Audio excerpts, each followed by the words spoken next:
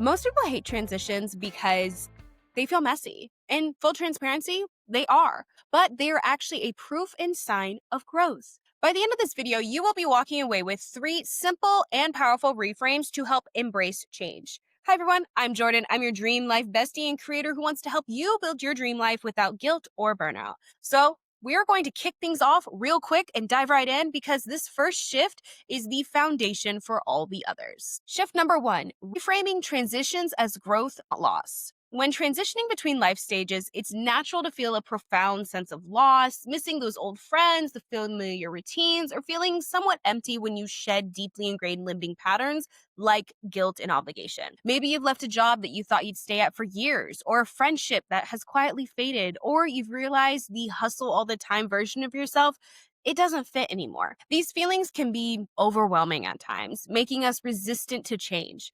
The truth is, transitions are prime opportunities for personal evolution and expansion. Rather than dwelling on what's gone or what you've left behind, I want you to challenge yourself to ask more empowering questions. How can I grow from here? What valuable lesson might I learn from these new opportunities? What fresh, inspiring stories can I now write for myself? When you start to shift into a mindset of growth and possibility, you gradually free yourself from this restrictive idea that you can't move forward without specific people, without specific circumstances happening or patterns. This mental transformation is not going to happen overnight. But with practice, you can begin opening your worldview to countless possibilities that you may never have considered before. And interestingly enough, the universe seems to respond to this openness. When you start looking for opportunities instead of obstacles, you'll find that new doors begin to appear almost magically in response to your shifted perspective.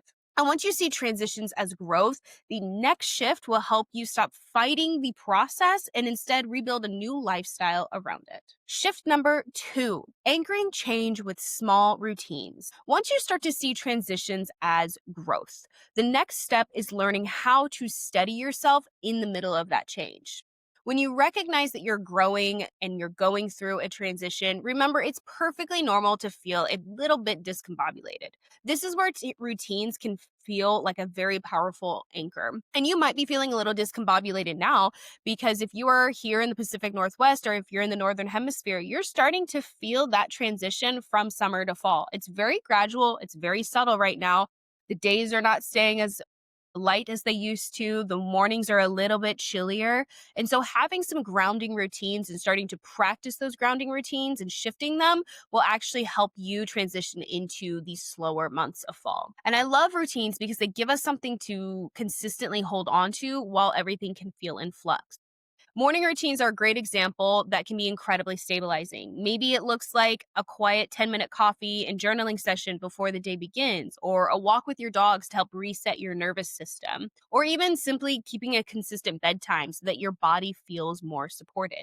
Whatever changes you're facing, I want you to examine your current routines to identify where you can establish some more grounding and where you might benefit from some flexibility. Remember, routines only serve us in our best interest when they are restoring and nurturing us. If they are creating friction, tension, or drama, it's time for a shift. Shift number 3. Once you've found routines that ground you, the next step is to look for sparks of joy that remind you that you're not just surviving, that you're actually thriving. The best way to do this is by asking yourself, am I celebrating joy in my life? Am I celebrating me enough? Am I having enough small wins? When you are going through a transitional phase, we want to move away from this surviving mindset into a thriving mindset.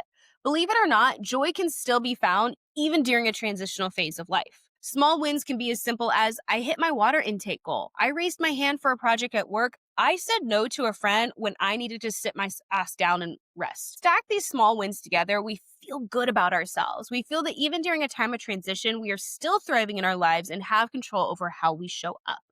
Because the magic isn't just in having small wins. It's actually in pausing and celebrating them.